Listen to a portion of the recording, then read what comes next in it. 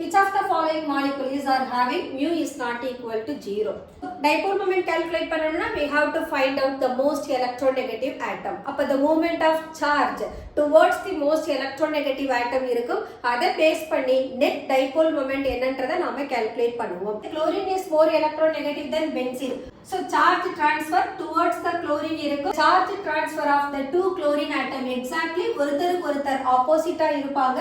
ரெண்டு chlorine atom equal in electronegative value. அப்ப இந்த compoundல நமக்கு mu equal to 0.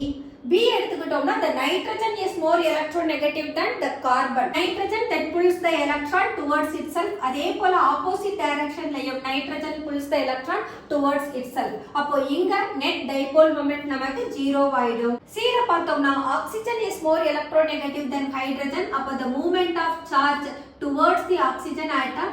So charge transfer same direction la irukradhanaல in this case mu is not equal to 0. So the fourth one பார்த்தோம்னா sulfur is more electronegative than hydrogen. So இங்கேயும் the charge transfer is towards the sulfur.